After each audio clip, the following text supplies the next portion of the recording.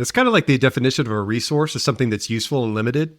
I like the way you point out the fact that money, can be perceived as either useful or limited. And that's how you kind of remove the limited side of this to really kind of get at the heart of what the potential of the money could be, the use of the resource that we understand as money can be, the way you frame that. That's really nice. And I appreciate you further clarifying my point. Welcome to the Fiscal Foxhole, the podcast proving you don't need a degree in finance, just some grit, a game plan, and maybe a sense of humor. Your hosts are retired Army veteran Rob Moore and retired Marine veteran Omen Quelvog. Together, they'll help you dodge financial landmines, call in the air support on your savings, and laugh at the ridiculous money mistakes we've all made. If you can survive mandatory fund days, you can survive personal finance. Welcome to the Foxhole. Welcome back to the Fiscal Foxhole, or as I should call it, the frigid foxhole. We've been buried under snow in Snowcrete here in Virginia for the last few weeks, but warming the foxhole on this Valentine's week with me is the cash flow cupid himself, Omen Quelvog. Nice. Yeah, I had to turn in my cold weather gear when I retired, so we've had to think of some other creative ways to warm the foxhole. Probably some not so nice smelling ways to warm the foxhole, but yeah, it's been pretty chilly here. It's been nuts. Like I said, the Snowcrete, that's a new thing for me. I've experienced this type of thing before, but I like the fact that they've termed it now Snowcrete. It's impossible as I clear walkways. Went out yesterday, helped an old, I shouldn't say elderly neighbor. She was out there. I was like, just couldn't stand watching her struggle with it. It's helping her out. Her stuff was all iced over. It is nasty, but we're hanging in there over here, still dealing with it. Today, it's above freezing for the first time in like 10 days. It reminds me, actually, I just took the boys skiing out in West Virginia last week. When we woke up, it was 1 degree.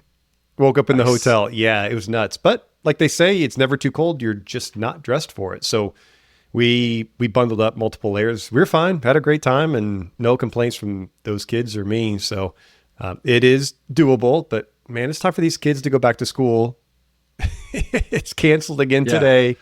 Oh, man. Kids, spouses, other kids. Right. Get out of the house. It's time to go. Try to work here.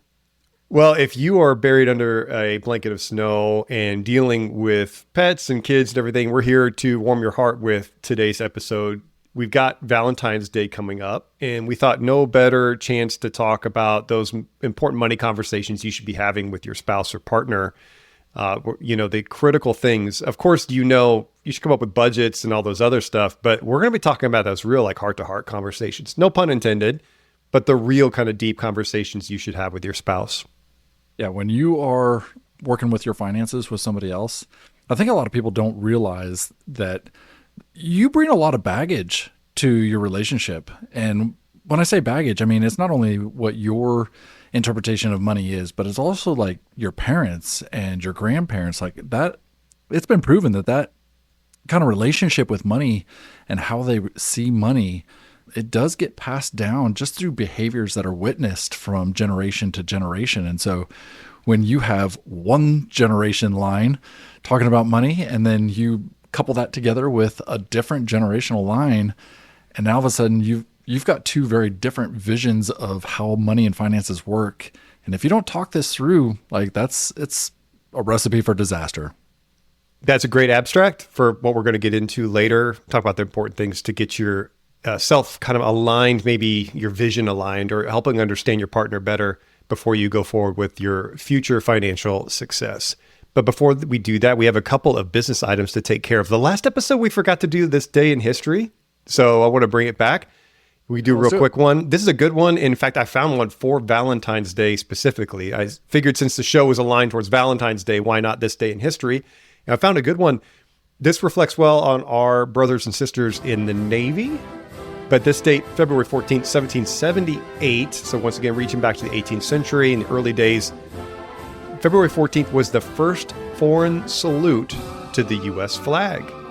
The details are that the French Navy fired a salute to the USS Ranger under John Paul Jones, marking the first official recognition of the Stars and Stripes by a foreign power. And no better suited to receive that than the U.S. Navy. That's fantastic. I'm Paul Jones. Jeez, what are you doing here? Have you ever seen 13 Days? No. What am I missing? Oh, dude, you've got to watch 13 Days. It's about the Cuban Missile Crisis. And so there's an admiral that was just kind of, well, British term here, but taking the piss with the Secretary of the Navy and how he was trying to communicate, quote unquote, communicate by firing some fireworks across the bow of another ship, which could have inadvertently started a war. And so during that whole interaction, the Secretary of the Navy, the admiral said, "Stand down. We've been doing this since the days of John Paul Jones." And the Secretary of the Navy, "John Paul Jones? What are you talking about?" So, yeah.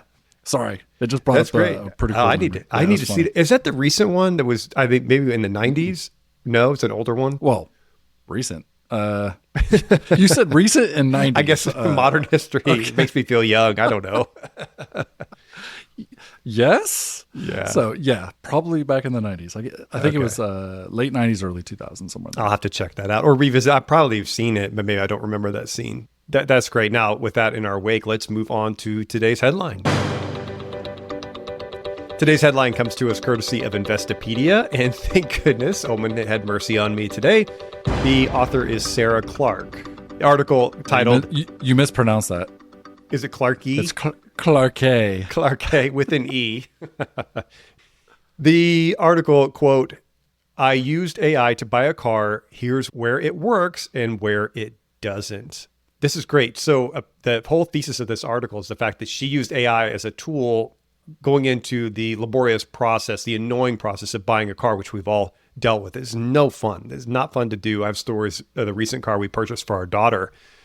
But she went in acknowledging the fact that the last time she bought her car was in 2014. And it included a CD player, one USB port, and a thick owner's manual, right? Things were simpler. Even 12 years ago, it wasn't that complicated. But the process was still complicated. Now we've added in the layer that the cars have gotten so much more complicated on top of that in some of the other systems. She says, car buying had clearly changed since then, and not just because dashboards look like tablets. Pricing, inventory, and dealer communication had largely moved online, and comparing options felt more complicated than it used to be. So when it came time to start looking for a replacement, I turned to artificial intelligence. Yeah, I mean, this is great because I think as we look for good uses of AI, this is an excellent example of thinking outside the box a little bit because, as you shop for cars, how many websites are out there that offer you the ability to filter down your search and you're going to find the cheapest car using this website and on and on and on. Well, AI doesn't really have a dog in that fight. Like, it's going to reach out and it's going to do all its website searching across the board and give you some ways that you could find not only maybe a cheaper car, but one that is more quality. Also, some ways to actually communicate with a dealer about how you might purchase said vehicle without feeling the pressure of being sold something more than what you want. Right. AI is a tool. We've learned that it's not going to replace whatever the meat of the process or, the quality of what you're trying to do, but it's a great tool, as we've learned in our businesses and anything else, to help augment. She mentions it actually helped her write a script for helping her negotiate a price. Now, she didn't need that because she had the price ahead of time. So it was already pre-negotiated. She didn't need that. But it also gave her scripts on how to get out of high pressure sales tactics, or maybe how to recognize them and how to avoid it or not be pressured by it. So it did give her some extra value, not just where should I buy a car, how much should the car cost, what type of car should I buy, or what options are necessary. It sounds like she did all that as well, kind of like almost use Google as AI as Google. Like you and I, sometimes I'm guilty of that. Yeah. But she dug deeper, like say, drawing out scripts on how to deal with pressure tactics in sales. Yeah, I don't know when the last time you were in a dealer. You mentioned that you just recently bought a car, but it's not necessarily the price of the vehicle when you're doing your searches and you say, maybe find this guaranteed price or something like that, that you can walk into a dealer and say, this is what the price of the car is. They'll turn around and say, yeah, that's the price of the car. Now, why don't you walk into the back here and speak with the the guy or gal that's going to finalize all the paperwork. And within that room with no windows, no doors, somebody really big standing behind you with, I don't know, a baton in his hand, and like, would you like the extra warranty? Like, if you don't get this warranty, you're going to drive off the lot and all the wheels are going to fall off and the hood's going to fly off and everything. Like, I'm buying a new car. Like, why do I need all of this? Like, if you don't do this, it's going to just all crash. Like, So it's that room and having a script for that price, because that is where I find dealers will get you. Yeah, I've learned before from someone else that a lot of the profits come from that process of the paperwork room, right, where you go in. Now, you do need to go in there. It is really nice. They're doing the titling for you. They're doing everything, all the legal stuff that you need to do, register your car, et cetera. You do have to have it, and it's convenient. That's really nice. But yeah, that's when they add all the options and, maintenance plans and extra warranties, et cetera. I'm not going to tell you to say no to all those things. By all means, if it's worth you to pay that much and get the extra maintenance or the extended warranty and it makes you feel better, I mean, if that's a value to you, okay. I've always felt like those things are better priced out, aftermarket with someone else, like extended warranties or maintenance plans. But, do what you like. Just be ready for it. And I think that's what AI can help you do. Maybe you could put into AI and say, what are the add-ons that are necessary? What are most valuable? What are most cost-effective? What are the biggest ripoffs? And you can just try to find those things. So when they hand you that extended warranty, which in my estimation, based on what we needed, was not a value add, I can confidently say, no, thank you, without even looking at it. And then I think he kind of got the idea of like, okay, this guy isn't going to screw around, and we're just going to get to the paperwork. So you didn't go for the upholstery stain guarantee that, they would clean your upholstery? We got the headlight eyelashes. That was a definite. We had to get that one. That was only $550. We got those put on. Nice. Nice. I'll tell you though, go back to the negotiation and the tactics and the pressure. I've been through this process enough where I've grown very callous and unsympathetic to the dealer. Yeah, they're nice people. Like the salesman, he was a really sweet guy, grandfather, just a great guy. But guess what? I don't care. Like, this is what the world that you've built.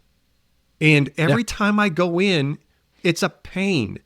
And I have to sit there all day long. I know I have to go buy a car. I'm going to have to sit there all day long.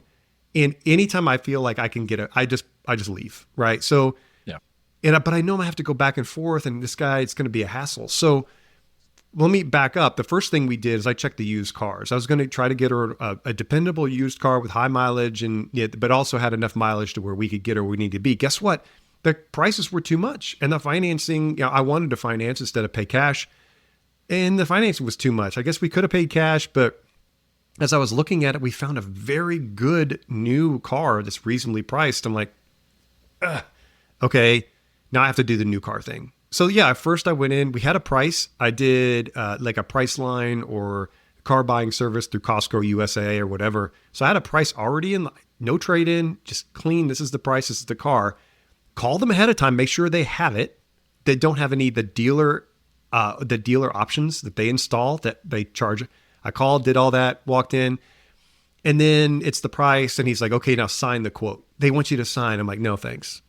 And it's always like, he's like, well, why not? I'm like, this is not a legal document. Like, what are we doing? Signing, we agreed upon the price. Can we do it? Just all these stupid games. Like they sign you and then it's like, okay, now you're obligated to buy it. I just hate it so much. So anything you can do, I'm not, for lack of a better term, to make their life miserable, go for it. That's going to benefit you. I know they're nice people, but remember, this is the game that they've created. All right. They've created this stupid game of pressure and keeping you there all day. Like, don't be afraid to fight back. Get information. Use AI. Use every other tool you can find. And you don't, again, this sounds terrible. You don't have to be nice to them. You don't owe them anything. And what you want, you'll get the best price, the best terms, the best car that you can possibly get. That we were talking about best uses for AI. I think we struck a nerve here, Rob, with this story. I hate it so much. You did. I'm madder about this than I am gambling. No, with the episode about gambling. I never thought to use AI to write code for my website, but now I have, and it's amazing. So, like, there's so many other uses, but let's talk about buying cars some more. Oh, I'm sorry. Did I get off topic? What happened? I blacked out. I blacked out and ranted about car dealerships.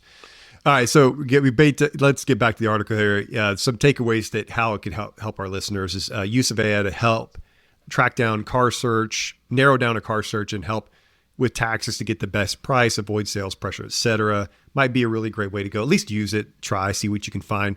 And like anything else with AI, context matters in its effort to appease. So it's going to be telling you things you want to hear probably. Just be careful, make sure it's factually based, and check the resources that they're using to give you the information. Otherwise, you might go in not only unprepared for what the experience you're about to have, you might come in sound like a fool, like not knowing anything because it just gave you a bunch of nonsense. All right, I don't have anything to add, Rob. Okay, perfect. So I guess that answers my question. Pending any other further comments on the article, that wraps it up. Nope. Let's get into today's episode. Like I said, today's episode is acknowledgement of Valentine's Day coming up in a few days. And I think it was really important to us as husbands ourselves that we talk about this idea of having financial conversations with your spouse. There's a lot of things that can create friction in your marriage and in your partnership with your partner. Finance is one of them, kids, sex, religion, everything. These are important topics. A lot of times we pay a lot of attention, especially I would think to the kids part of it. This is kind of a really front of mind thing that you and your partner talk about.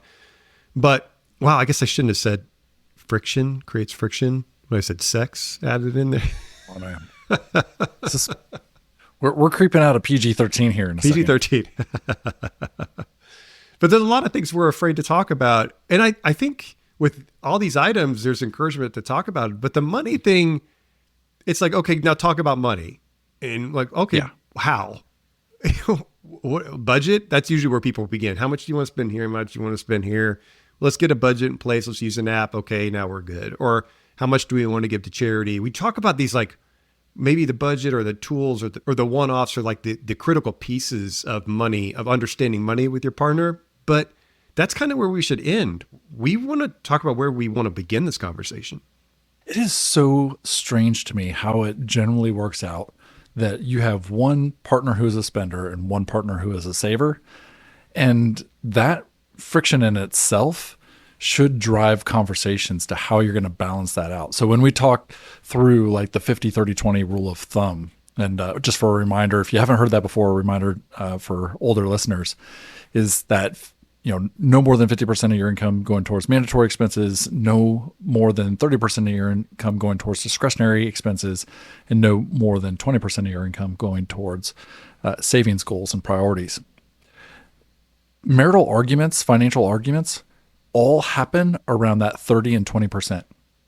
Like that's a swinging door, right? Like that, if you can imagine like this gauge that just goes back and forth, and depending on where it lands, if you're in a relationship where you're saving so much money, then the spender's soul is dying inside. Like we, feeling paycheck to paycheck, we can never spend any money. Like we're not doing anything fun right now. That's my wife, right? So, and not in a bad way. Like she provides balance to our relationship. Same thing on the saver side. If you're spending everything you have, the saver's soul is dying inside of like, we're not putting anything away for the future.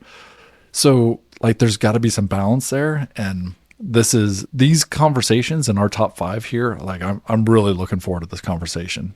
I like the way you validated both sides of that. That's the most common situation we see, right? I would say probably 50% of my clients and prospects I've talked with, I've either noticed for certain, I've heard from them say, or I can kind of perceive, like 50% they're on the same page and 50% it's very different. Like it's almost a crapshoot. Sometimes I see people, they're both like, yeah, we're big savers. Like we both do. Then it becomes a challenge pulling them out of their shell a little bit, but they're on the same page to begin with. They're very fortunate. They should still have these conversations. They should still, because it's not like they're right or wrong, or if they're different, if one's a saver, one's a spender, that's the most common kind of dichotomy. It's not right or wrong because these are lives we're living in the meantime, right? Right. Cool. You could fight Two all the way savers. till, two savers. They're probably not going to fight as much, but they're also might not be enjoying their life the way they could. But boring. if boring, more boring than they could, or if it's a spender and a saver, okay, one's on the cross. Like, okay, I'm saving for the family. Cool. Well, they turned 80 or 90 and they die. Cool. Well, for what? One person maybe was miserable their whole life because they couldn't maybe spend as much as they wanted to. There are reasonable limits, of course, but that's what these conversations, you find them together and then you go forward confidently. And I think it sets really great expectations. So what we've done is we've come up with our top 5. Now, I don't know your top 5 conversation points and you don't know mine. There's a really good chance we're going to overlap. So in previous episodes, we've kind of created maybe an extra 8 or 9 in case one took one. We're going to go ahead and overlap because this is important enough to do that. We'll just take that opportunity maybe to make our own case about why that's good. So like I said, we've each got 5. I'm going to go ahead and yield to you. Let's go ahead and dive right in. I'm going to let you go first. We'll do the snake. We'll do back and forth. So you go first, then me, and then I'll do my number 4. And then give it back to you. So we'll do 2 in a row each. Gotcha. But why don't you go ahead and start off with your either number 1 or most important, or however you want to prioritize your questions. Yeah, I found it difficult to actually prioritize these. So I think every single one of these conversations are important. So that's why they made the list. Then the 5th one, number 5 that I have here for you, I alluded to earlier in the show, and that is, what did money look like growing up for you? And asking that of your partner, asking that question of your partner. And it's important because it informs how you probably think about money, spending, and saving today. I'll give you an example. In my own life, I grew up with a family. We were somewhat middle class. I kind of understood where we were with money from a standpoint of, my mom had to go back to work at some point in order for us to make sure that we were paying all the bills. So it was a little bit tight, but I think we made it work. I distinctly remember my mom and dad saying we have one credit card and it's basically for whenever we traveled. It was like an emergency. We didn't talk about emergency funds back then. And money also was a little bit taboo. We didn't really talk about money conversations. I knew that they had a budget. I knew they had a budget meeting. In fact, I remember this graph book that I don't know why it was a graph book. It was like Excel on paper, but yeah, they had this for their budget. I remember all this stuff. Yeah. And I take, that's how I walked into my relationship with Megan. Now, Megan grew up in a family where her mom opened up her wallet and it was credit cards on both sides. And that is we just look at things differently. And to this day, Megan's not afraid of debt. It's not to say that we're in loads of it, but that is just what I knew we were walking into. And so those are conversations that we've had to have in order not to go one way or the other, not to necessarily overcorrect or anything, but how do we make what we're bringing into the marriage work for us, not against us, and having a really good understanding of how you grew up with money and around money is a great way to get that started. It won't surprise you that my first one is also the exact same thing. Because I think this is the first conversation you need to have with your spouse or your partner is about what money was like for you growing up. So I'm going to go ahead and go into mine. It's the exact same point you had. So I'll let your point stand because I think you did a really good job with the example. I won't provide mine. But the reason why this is so important is because just like anything else, you're showing up just like your spouse is to this conversation or to life with this just implied perception that your spouse thinks about money the way you do too, right? So I think of money as a tool, as a means for potential in the future, powerful thing to let us do and freedom and yada, yada, yada. But I also really love stability and safety with money. So I came into our marriage just assuming that's the way my wife perceived it as well. And so that caused some initial friction as we worked out how we were going to do finances together because we were a little bit different, much like kind of like you and Megan. But what I'd like to do is just jump off that and what are the questions you ask? And some of the most powerful ones, was money scarce growing up? Did your parents fight over money? Were you not sure if you would eat your next meal? Really get down there. See, some of these can be really painful memories, but it really starts to illustrate, where you're coming from a money standpoint. Was money plentiful? Did it get you, did you get to do what you wanted? Did your parents get to do what they wanted? Did they share their money situation with you like you brought up? And maybe one of the most important ones, was money a main point of stress in your family? Was there financial infidelity, like you mentioned? I mean, these are raw questions, right? But it'll start to like really show you kind of where your partner's coming from. Like, hey, they do need that, maybe that extra savings, or like that savings maybe in excess of what a normal emergency fund would be, might make them feel really good. Might make them bring them a 100%. lot of joy and happiness. It's like, okay, like if an extra 10 grand in your emergency fund is going to save you an ulcer, like, is that not worth it for them? Yeah. So that's how you do it. Like jumping off questions, really get dirty with it. Like really start to understand your partner. All right. Which date? Which date number do you start talking about these questions? I talk about money all the time. So like question 1. Yeah. Date 1. No, it might be worth it. If you're getting serious with someone, this might be worth bringing up just to understand. I don't know. I can't imagine any like financial trauma or like hangups might be a deal breaker when choosing a partner. It could be, I suppose. Like maybe if they're had run-ins with the law, maybe, I don't know, but this should be just a way to understand like how you're going to move forward.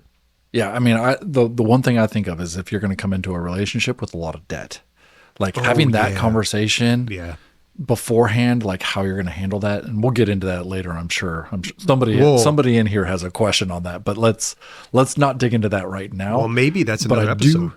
That might be another episode. It's like, what do you talk about when you're dating financially? Yeah, go ahead. Sorry.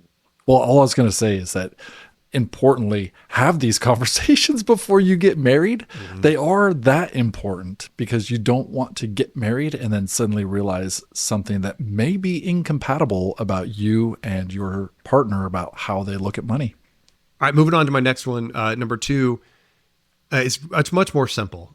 What does money represent to you? What does money mean to you? Just that, love it. Yeah, like get caffeinated or have 2 glasses of wine, whatever your preferred lubrication is, and just expand on that question. What does money represent to you? And just let it roll. Like, let it go. Don't settle for for me, I would start with, it's a tool. That's what money represents to me. Okay. Well, let's expand that. A tool to what? To freedom, to options, to potential in the future. Those are the things I usually say. Then potential for what? Options of what? What are your options, etc. So really start to expand on what money means to you, what money represents to you as an item. And that's all I have to say about that. Nothing other than just what it means and how you perceive it. Yeah, I'd be interested on kind of the back end of that conversation, because after it means something to you, then starting to stretch that out a little bit, like pull that thread, if you will, about, okay, like if it's security or something like that, is that, money can go away as well. So like if your total security is in money, what does that actually look like? That's a hard conversation. So I love that one. Yeah. My next question kind of gets into the mechanics of finances. And this is a little bit more rare, I think, but it is, are we combining finances or are we going to run parallel systems? Again, I think this is a little bit rarer, but there's definitely arguments for why you would do this or not do this. But I think from a legal standpoint, it's a little bit more difficult when you keep things separated, because from a marriage standpoint, they're all together. Mm-hmm. And so like you're responsible for each other's finances, legally standing. So, but if you have a good reason to keep your finances separated, you can absolutely do that. But it's important to have the conversations about how you're going to do that and make it work, who's responsible for what in the household and how things get paid and, how all that works together. But certainly an important conversation to have. I think it's an important conversation to have. I would, not to challenge, it's an important one to talk about, but I want to challenge, like, if you're going to bring it up like that, I would almost see this as like, after you've gone to certain lengths to be on the same page financially, if you get to a certain point where you're like, we just can't agree, or if one person's the saver, right, or the non-spender and the other person's the spender, and it creates a lot of just constant arguments because maybe they've agreed on a certain amount and one person keeps going over and the spouse is like, hey, we've already spent, everything we were supposed to spend this month. Well, then they're the bad person and the other one's mad at them and and this, you just keep going and going and going. So this might be a question that if there's certain financial stress in your marriage that you can't overcome, because I don't think doing it separately is as good as doing it together. We're doing it together is going to be it's going to be cleaner. It's going to be easier. It's going to be probably more, you're going to be more successful, but this might be a part of the solution that if you just can't get past some of those hangups, I would argue probably maybe you need one, like an advisor can help, because that advisor can be the bad person. I don't mind being the bad guy. Tell them, hey, you guys agreed you're going to spend this much on groceries or whatever, and you're going over every month. So what are we going to do? Are we going to up that budget, or are we going to change our behavior? When it's the spouse being the bad person, that's not going to create a lot of value either, especially if you're both really kind of anchored in where you're coming from on how you spend. The only other requirement to add on to your point is if you do choose to do that, it has to be translucent. There cannot be there can't be any secrets. Like, sure, do it separate, but there needs to be open accounts of like, not that you need to check up on what your spouse is doing, but it just needs to be available to your spouse to see, to make sure, like you said, you are responsible for your spouse's debts. So if one is now like spiraling out of control into debt, that's still on you. It's really important that you have eyes on it. Yeah. And when I was thinking about this, like, ultimately, I think the easiest thing clearly is to do your finances jointly. There are good reasons perhaps to keep things separate. And you've already mentioned one, but that was more of a reactive. Yeah. I think that's more of a reactive course of action if things aren't going well. But I mean, I've heard of plenty of divorcees who, just based on the trauma of their finances, if they decide to get married, like they're like, oh, I'm still not going to combine my finances with my partner, because it's like, I am so scared of losing control, or losing the control that I've worked so hard to gain back over my finances. I'm not giving up that control anymore. So I'm going to run my finances separately. So I've heard plenty of those kinds of stories where you might actually walk into the marriage. I think most importantly is setting the expectation beforehand, because you might have it in your mind, like, yeah, we're going to run joint finances. Like, who doesn't do that? Meanwhile, your partner, financial trauma, says, yeah, I'm not doing that. Yeah. But if you don't have the conversation, then that assumption, your incorrect assumption, is in for a rude awakening the moment you go to open up a joint checking account.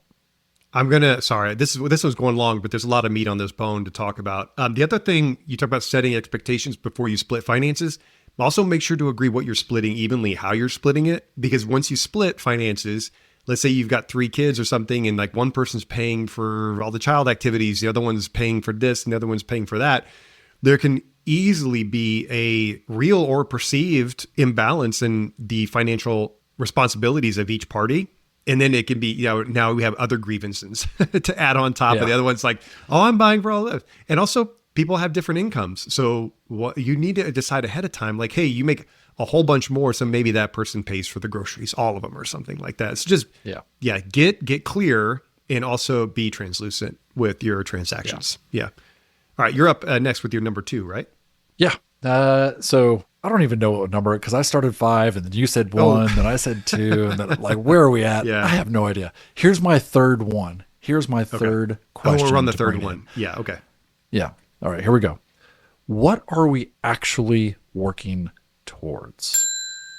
This is, to me, really, really big, because some people in a relationship have big goals. Like, I want to own several rental properties. I want to be a business owner. I want to be able to vacation in Europe during the summers. I want to do all these things that takes resources to do. Meanwhile, you could have a partner who is maybe just content with the one house they live in, and like they just kind of want to sit on the back porch, enjoy nature, and do what it is that they want to do. Like, they want to live a very quiet and peaceful life. And there's nothing wrong with either one of those unless you don't talk about it. Because again, this is an area for resentment to come into the conversation where it's like, well, I thought I was saving all this money so that we could travel Europe, but you're okay with spending the money because you're just content with what we have right here. And so it's a mismatch that you want to talk about. What are you taking your resources to drive towards? And then from there, you can start to come up with compromises. I like that adds why, the purpose to what you're doing, and helps you understand the purpose and the why of why we're saving or whatever. That it's going to help you probably tolerate your over saving spouse's behavior, but also appreciate that it's important to them. And that also this is what we're doing this for. Like, we're saving this money for this thing, or, whether it's your thing or their thing, you've got a goal in place for the savings. That's really great. All right, to my third one. This one's more of a thought exercise. And this helps us understand where we stand when it comes to charity or our family, etc. And the thought exercise is, if you were given $1 million and you had to give it away, who would you choose to give it to? And just vamp on that. Me? Yeah, Omen Quelvog at omen@forminder.com. And so it's not just charity, it's also your family or friends or whatever. So you can kind of you can parcel it out and say, I would give half to this, half to that, or a third or whatever. You can't keep it. You can't save it. How would you give it out, and who would you give it to? And it really just helps you define what's important when it comes to the generosity side. Like we talked about, knowing the value of dollars, work hard for it, and give it away to something worthwhile. This helps us understand that something worthwhile. It's charities, if it's church, if it's tithing, if it is your children, if it is your adult children that you want to see, buy a home, have a down payment on a house, or buy a better car for them or something. It could be anything, but you have to give it away. Just help you define your priorities when it's not so self-centered. Love this one. And ultimately, when you look at the questions that we've already come up with so far, and we're not even done yet, we have laid out on a paper a script for a date or three, where you could really get to know somebody, how they think about money, how they think about their goals in life. And, I would only think that this would drive further on conversations with the other areas of friction that we talked about in religion, sex, and kids, right? Like, those are all areas that are somewhat interconnected. And these types of questions are just drawing out such gold nuggets. Yeah. One date, man, this could be 5 dates what we've laid out here. One question a date. Yeah. How much crime do you want to do? How much crime do you want to do on a date? These are deep. So maybe pick one. Go out to eat, or go grab lunch, or a coffee, or a glass of wine, and then just bring one up and just talk. Really, really, marinate in these ideas, and you might learn something about yourself. You're not just learning about your spouse. You might learn something. Something might pop up in your, from the back of your brain that you weren't expecting. That could kind of guide you into the future. All right, I think I'm up next. Correct? Sure. Why not? Okay, cool. So the next one flips it. That one was like, hey, how would you spend money externally, like going away from you? This one actually does bring it back to you and what's important to you. Now, this one is no dollar amount because it can be a variety of things. I don't want to make you spend so much, but this one is if you did have unlimited funds. So funds are not a problem. What's the first thing you would buy for yourself? And then what about the first 5 things you would buy? Or choose to do with that money. So you can go a little crazy with this. Now, also live within the world of expectation and reality. So a fighter jet's probably not a good answer because it's not going to point you in any Cruise direction. Has one. But maybe maybe the realistic version of that's still a really big goal is a Cessna or something, or learning how to fly or something. So the first thing that pops in your mind might help you start to distill down, the things that are really going to bring you joy and the value. So it could be experiences too. It could be trips or travel or whatever. So what's the first thing you would do? The reason why I say the first thing is really just do your best to see what that first thing is and how much value that would create in your life. And then go ahead and expand it to 5, or maybe create a short list. It might help you further kind of expand the types of things that are important and hone in on the types of things you want to buy, you want to use your hard-earned money for in your life. Yeah, this is a great question. I ask a very similar question to my clients as we're doing our onboarding, and that is, if money weren't a barrier, what would you do? it often results in a silence for a moment while they think through that, because nobody has really ever asked them that. Money has always been the barrier to them doing the thing that they want to do. And so when you remove that barrier, suddenly they're left without an excuse, right? Because whenever you ask them, like, what do you like to do? I want to travel, but I can't because I don't have the finances. But if you remove that barrier, now all of a sudden they said, well, I can travel. Where do you want to go? I never let myself think that far. Yeah.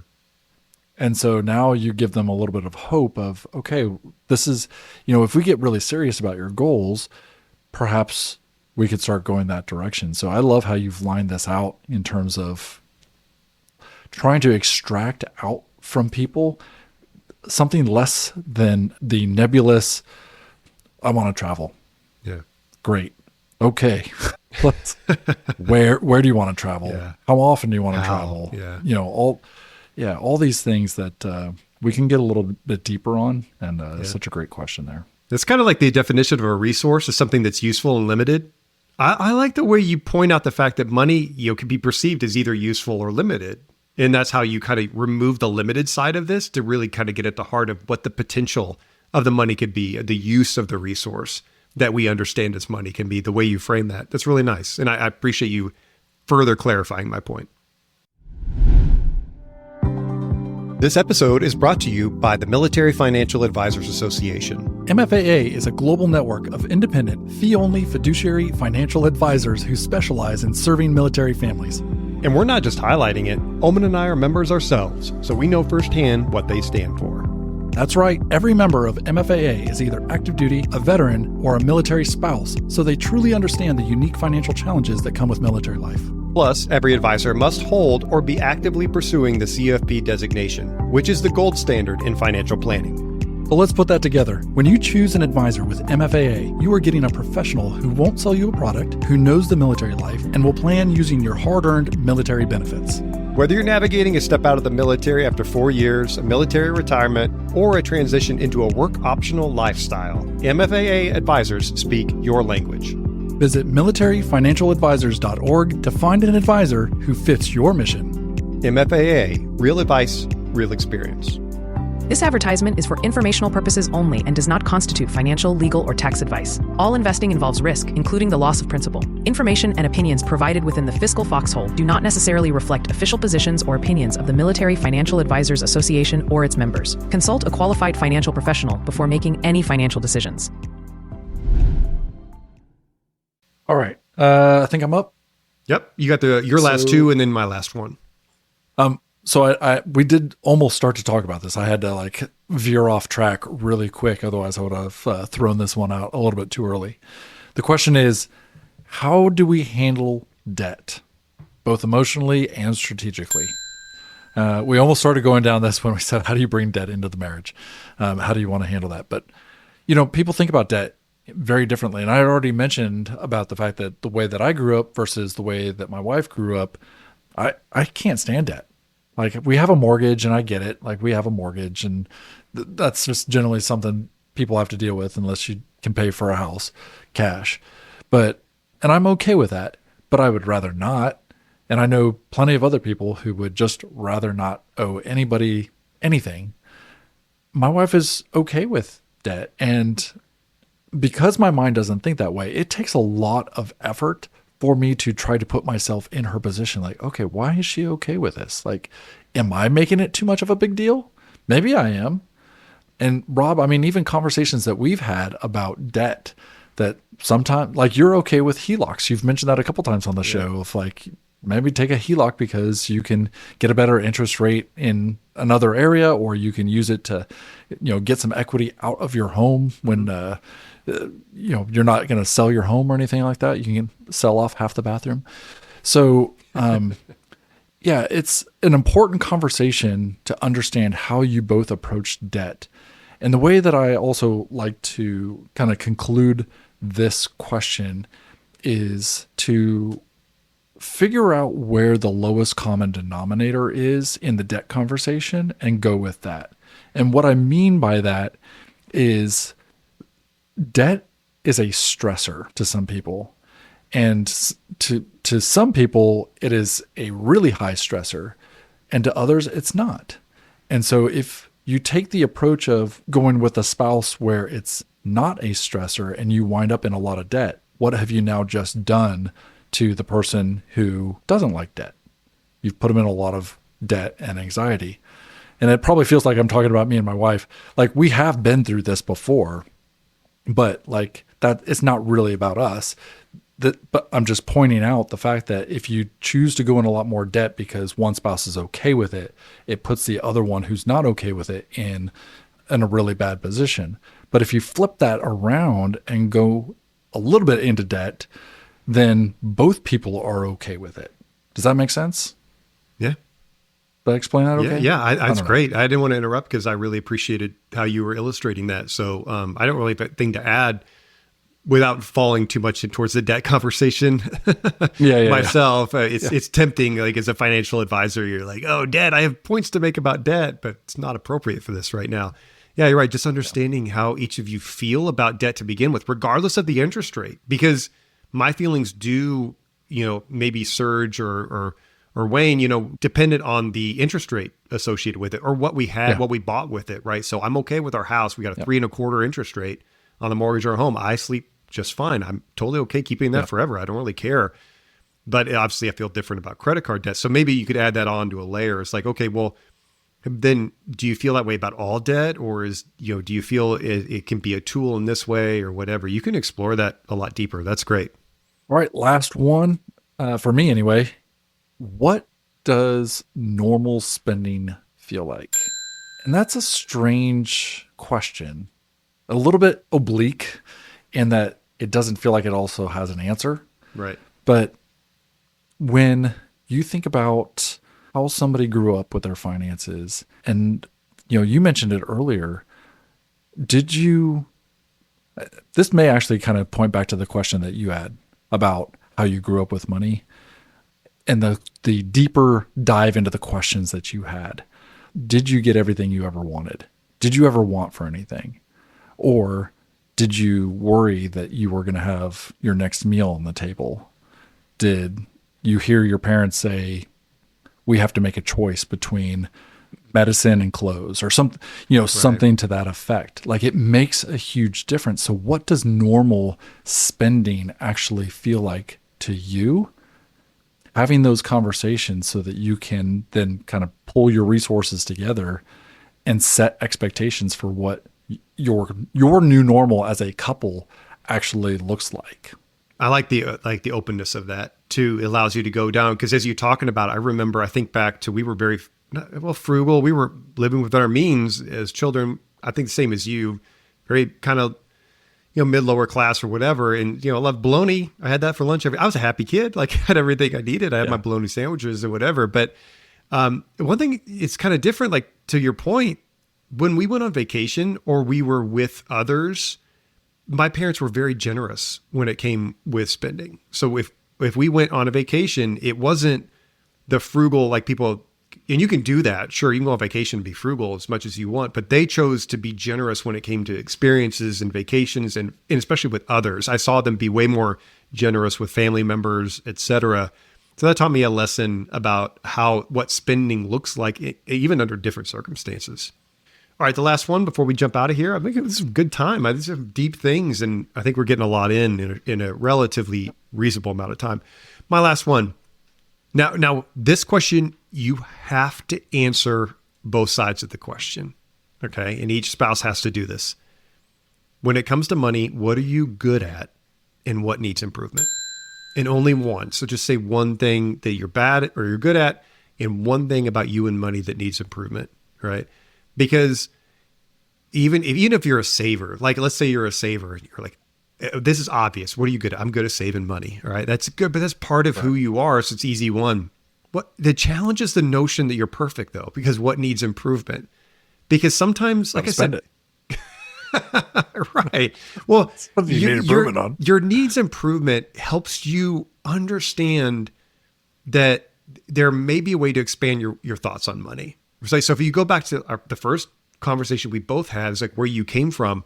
Well, now, like for me, I turned me into a saver, and I'm very good about like making sure I'm a good budgeter, a really good budgeter, staying on track with all that stuff. What needs improvement is maybe imagining what I could do with the money I'm saving. Okay. So right now I'm just kind of going with the flow with any excess discretionary cash that I end up with. Like, hey, okay, the kids kind of are into skiing right now. Like I just had a good experience with my boys. So now I'm booking another day trip for me and my two boys and my daughter is going this time in a couple of weeks. So we had that extra discretionary cash. Like, yeah, go for it. I booked it. So I'm kind of like going with the flow. I could be a little bit more intentional with the expanded thoughts of what money could do in the future. So that's something I would need, I could use as improvement. I like the duality of the question because it's really easy for us to hop in and say, yeah, I'm really good at creating budgets. I love Excel. I love Monarch Money. I love Rocket Money. Like I will analyze my savings to the nth degree. And I know that in 30 years from now, I'm going to have $8.7 billion. Like there are a lot of people that are good at that. Yeah. But then when you have to reckon with what you're not good at, which quite often actually just sits on the other side of the fence right. of if you're a good saver, you got to figure out how to be a good spender at some point. Mm-hmm. Because what are you going to do with all those resources you're saving? And you've already noted, like in your own life, how you're already starting to figure that out as a saver. How are you actually using the money that you're saving to do the thing that you said you wanted to do in the first place? And that is to have cool experiences with your kids, and you're doing it. So that's amazing. But that, I'm assuming, is probably a lot more work for you and way less natural than throwing a couple bucks in a taxable account or an IRA or something like that. It's easy when it comes to me, though. I'm just allowing it to come to me at this point, but I'm not being really good at refining what in the future, what it could look like. Maybe be a little bit more intentional in the future. Right now, I'm just kind of as it comes to me and taking it, which is still fine. It's still good. I wouldn't say it's bad, but it could use improvement. I could be a little bit more, add more clarity. Could I add one more rule to this question? You're allowed to participate in your spouse's what they're good at with money, but do not tell your spouse what needs improvement.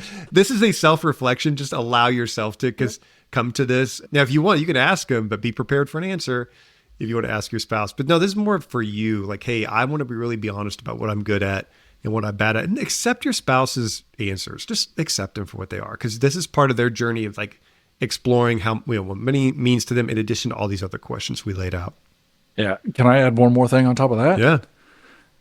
Yeah. So after you've been together for a while, I think asking your spouse what areas you can work on is important. Like you said, be prepared for the answer, but it's important because we are not only our own worst enemies most of the time, we're also kind of our best advocates.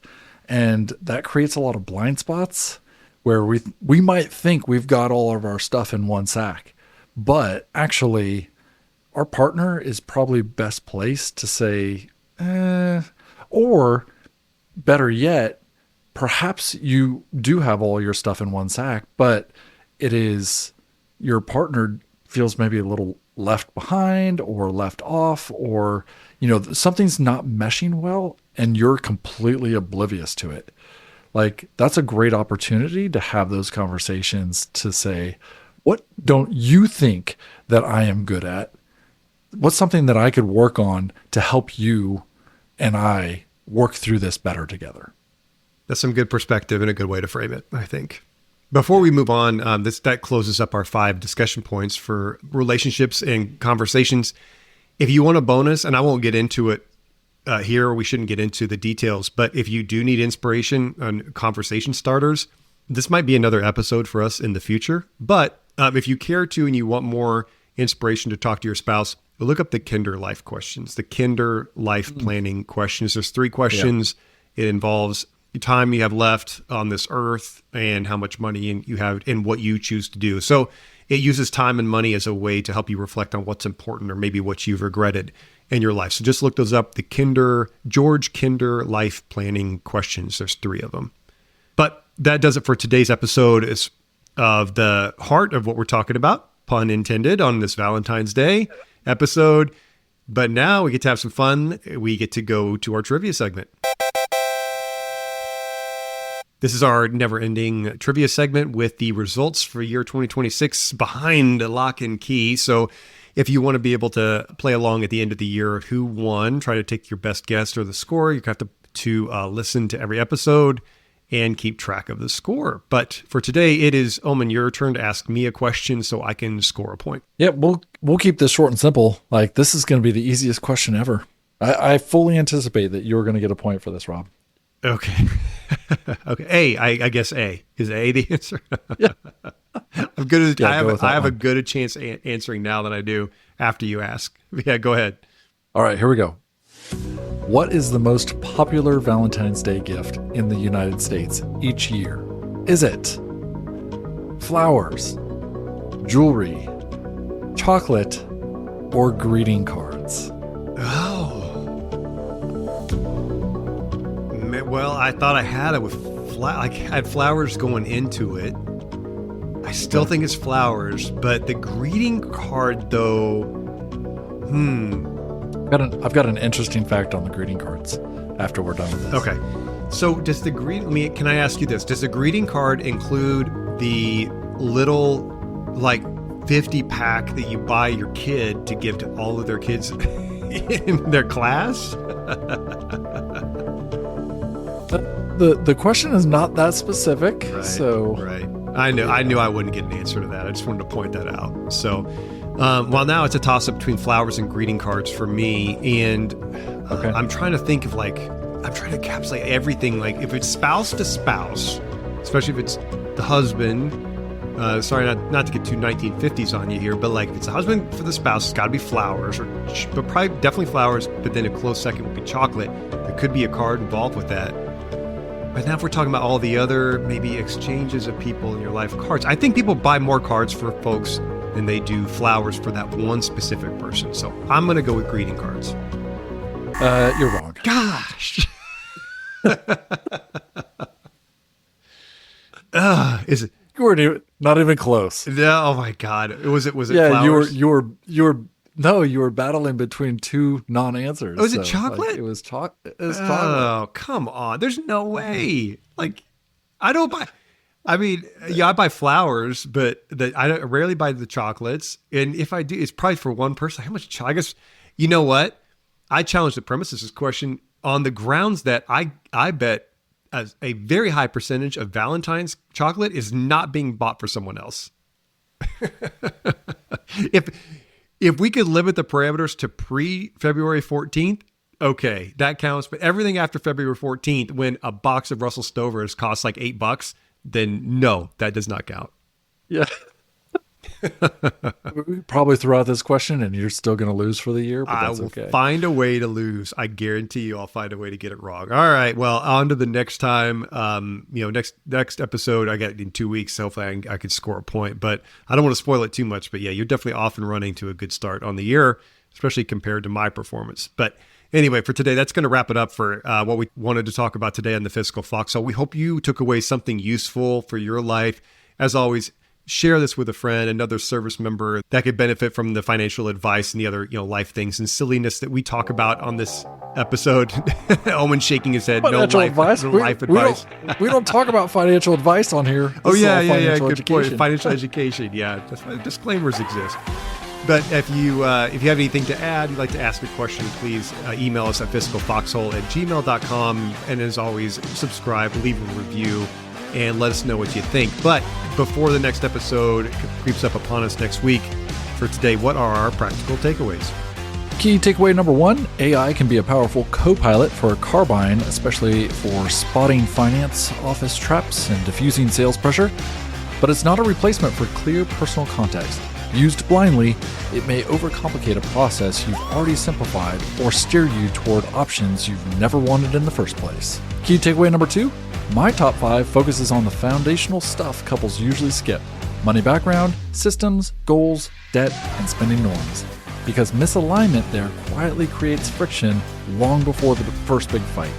Get those aligned early, and most financial conflicts never make it to DEFCON 1. And Rob's takeaway, Money rarely represents just money. It usually stands for security, freedom, control, or peace of mind. How you view it affects every financial decision you make, often without you realizing it. We'd love to hear from you. If you have questions you'd like answered on the show, please send us a note to fiscalfoxhole@gmail.com. If you heard something today that you'd like to discuss further, or you just want to dig deeper into your own financial game plan, both Rob and Omen are accepting new clients and always happy to chat. You'll find the links to their websites or to book appointments in the show notes. Rob Moore and Omen Quelvog are both registered investment advisor representatives. This podcast is for educational and entertainment purposes only. While they are both advisors, they are not your advisors. Therefore, nothing you hear on Fiscal Foxhole should be taken as specific investment, legal, or tax advice. For guidance tailored to your situation, please consult a qualified professional who understands your individual circumstances.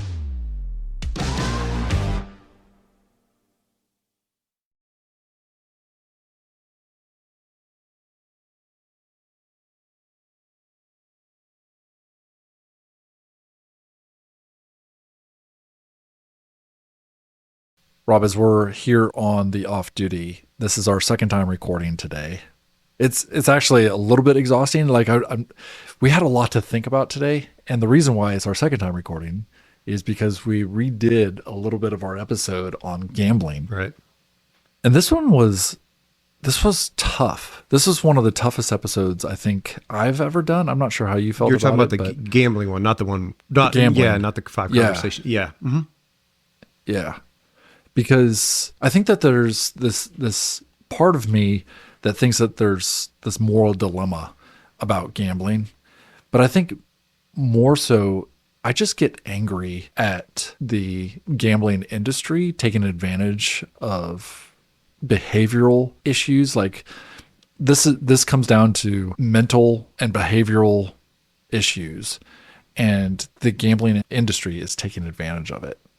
They use all the tools and the tricks, and now they have a phone to deploy those tricks. And I see it ruining lives. I see it ruining lives, and I think it's going to ruin a whole lot more. There's a balance somewhere that I'm unaware of that exists. That's a healthy balance when it comes to all these things. Any vice that is marketed towards folks, or honestly the folks are asking for, and that's the angle that I come from. As more of the, I think we've established through our conversations, I'm much more the, capitalist, fan of capitalism and free enterprise and the invisible hand and libertarianism and freedom and all those things. Because when I see, a sports book offering services to people, to me, it's a very two-way street, because people are asking for this thing and they're free to do so. And all that they're doing is trying to make it an efficient and a way to give people what they're asking for, right? But it's not so simple, because we could make the same argument for heroin. Yeah, people, okay, be free to people want it and they're asking for it. Okay, have a business that sells it. At some point, nothing good comes from it. So as we talked about the re-record, we talked about let's imagine if this was illegal everywhere. If gambling was completely illegal, and never mind the complicating aspect of, there'd be illegal betting and that would be bad. Okay, just ignore that for a moment. Let's just talk about what if it was illegal? Would society be better off? Yeah, probably. Right. So it's hard for me to say that gambling is good and the sports books are good, or they're even hard for me to really argue that point, even though deep down, I feel like this is the individual's fault. One of the arguments I always give about capitalism, because people are oh, the evil corporation. And I say, okay, if you come to me tomorrow, let's say I make a hamburger and I'm hey, I'll sell it to you for $5. I know you've heard me say this before. I'll sell it to you for $5. You're yeah, cool. I'll give you $5 for the hamburger, and I give it to you. And the next day you do it again. You come to me hey, that was really good. I'll pay you $5 for another one. I'm cool. I'll make it for you. Sell for $5. Next day you bring a friend. Now I'm selling 2. Etc. How long and how far does this go before I'm evil? Right? How many friends do you bring before all of a sudden this innocent transaction between 2 individuals is evil? I think that's also oversimplifying in the other direction. It's not innocent, it's not evil, but you're right. The lack of acknowledgement that this is a real problem for folks, or maybe the lack of barriers that, maybe there's some responsibility for the corporations to put in place, right? That if I don't know how that looks or how that works, but it's complicated and it evokes a lot of emotions. I don't necessarily look at it as the evil corporations, I guess. I have a hard time framing this because we work so hard with people to stick to the fundamentals, to take their time with their finances. Like, this is crockpot investing, right? Like, not microwave investing, where we just want you to just stay the course. There's no easy pill you can take to become rich, become wealthy, right? And even if you did, what are you doing it for? That's really the question. It's like, why are you becoming wealthy? And the gambling industry is offering that to people, but doing so in a way that is addictive. And that is where I do have some sympathy, like for the human side of things, because I've been subject to addictive behaviors myself. It's like, sometimes it is hard to override the brain, right? When you know something's wrong and you're going to continue to do it anyway, like, people are just wired that way. So it's like, I don't know where the responsibility of the industry starts and begins, but like putting a little tagline at the bottom saying, if you've got a gambling problem, call this number, isn't helping. No. Especially when they send you push notifications that say, here's your next bet. Yeah. Yeah. To your point, it's like, they're taking something that should be a joint responsibility between the provider and the person that's seeking that product. That this is really breaking down the responsibility between the two of them. It's always been on the gambler to make sure they're not addicted to it, or they're behaving in a healthy way. But yeah, like you said, as the gambling industry grows and it becomes part of your life, and now it's like, you took my analogy of like leaving bottles everywhere. It's the gambling industries that's doing it. It's not you. It's someone else coming into your home and putting this around. That could be definitely perceived as unethical. Can I flip my point around about corporations being evil? And I know you didn't say that. I wasn't putting words in your mouth. I'm just speaking kind of like in general. Yeah. I also don't think corporations are benevolent or virtuous. Yeah. They exist to make a profit, and there's nothing wrong with that. Yeah. There's nothing wrong with that. So people are like, oh, they just want to make a profit. Like, yeah, it's a company. That's why they exist. Yep. Now they're going to market to you. They're helping you, and they're benevolent, and they do all these wonderful things, and they make you feel good. Roll your eyes at that stuff. And I'm not saying they're not doing it. They're still doing it. Sure, they might be charitable or whatever. Like, they're all trying to paint that benevolent picture of themselves. Not only are they not evil, probably, they're also not that great either. They're there to make money. That's what companies are made to do. And not to get too much down this road, but like, that benefits everyone. It benefits the shareholders, the employees, and all their families that work for them. It's just what it is. And I don't exclude you and me from this.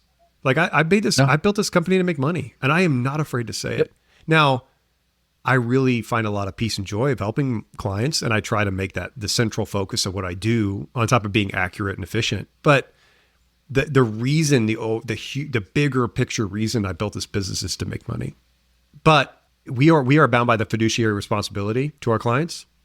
Okay. I don't know, outside of whatever, just the legal rubrics that gambling industries have to work within, I don't know what kind of how much they embrace that, or how much they define that as part of their purpose. I know you do, and I do. I don't know how much they do, and that should be acknowledged. No, I think that's a great way to end it, is you and I take a fiduciary oath, and we do that voluntarily. Yeah. To put the interests of our clients before our business. And, how we price our businesses, that's completely, if a client finds value in the price that they pay for our services, perfect. Like, that's it, right? The client is happy, right, and we're happy, and we're putting their interests first. I don't think that the gambling industry is taking a fiduciary oath on anything to put to put anybody's interest first except for their stockholders. Yeah. And so, like, again, this is where I kind of run into the kind of what I figure is probably like almost like a moral issue of, if you know that you're putting the bottles out for people to take, shouldn't you be doing that? Yeah. Well, hey, you can make some say, Mark, there's a lot of financial professionals that take the fiduciary oath that I would argue are, based on what I've seen from prospects coming in and what they've done to them, they are not fiduciaries. That's fair. They say they are. That's fair. They aren't. Yeah. So yeah, this responsibility lurks everywhere, and it's on you. The last line of defense is you, and that's why I'm glad we re-recorded that one, because as you brought forward after we listened to it, it's like, hey, I didn't dig my teeth into this enough. So yeah, we had to go back in and make sure we were hammering it efficiently, appropriately, but also factually too, just being more black and white when it comes to the important stuff.